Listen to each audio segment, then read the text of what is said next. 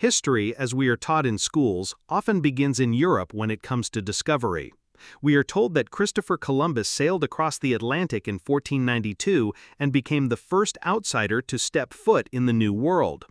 But what if that story is incomplete?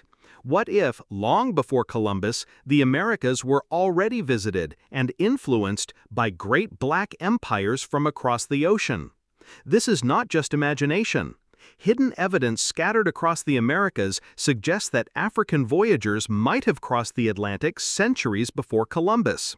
These traces remain controversial, often dismissed, but they whisper of a forgotten chapter in human history. Let us begin with the Olmecs, the mysterious civilization of Mesoamerica dating back to around 1200 BCE.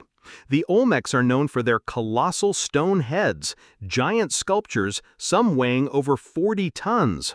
What puzzles researchers most is their appearance. The thick lips, broad noses, and African-like features carved into these stones have ignited debates for decades. Could these monuments be echoes of African contact?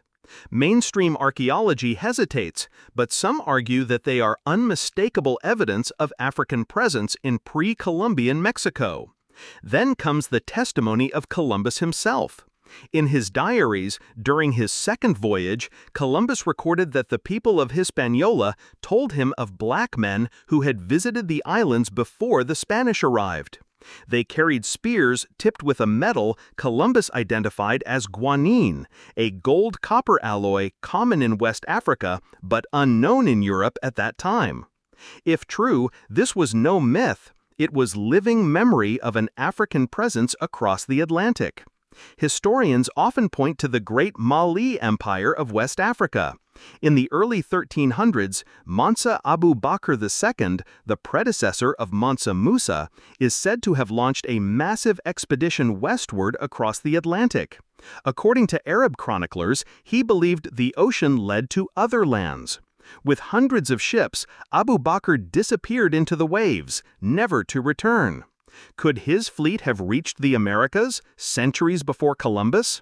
Supporting this possibility are artifacts discovered in the Americas.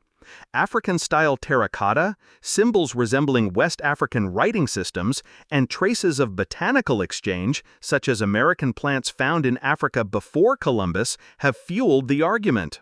Ancient African navigators were no strangers to the seas. The currents of the Atlantic naturally flow westward from Africa to the Americas, making such a journey not only possible but probable with the seafaring skills of the time. There are also the Negroid skeletons unearthed in ancient American burial sites. In the Valley of Mexico and among the Mayan ruins, anthropologists reported human remains with traits linked to African ancestry.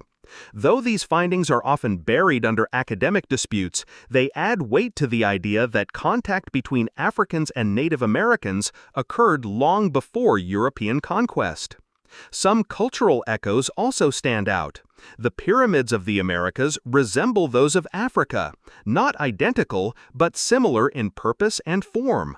Shared myths, religious symbols, and even agricultural knowledge hint at possible cross-cultural exchange. Were these parallel inventions or traces of contact carried by voyagers who crossed vast oceans? Yet, despite this evidence, mainstream history resists rewriting its chapters. Why? Because rewriting history challenges deeply rooted narratives about who shaped civilization. If African empires had reached the Americas before Columbus, then the story of discovery changes forever. It would mean that black civilizations, often written out of global narratives, were bold explorers, innovators, and world travelers.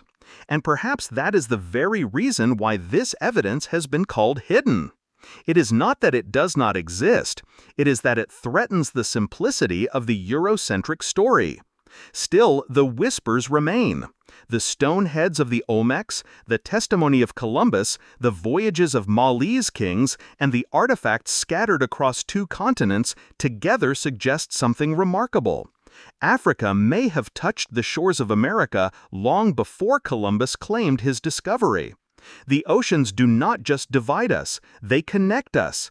And in the rolling waves of the Atlantic, the forgotten journeys of black empires may still be carried, waiting for us to listen.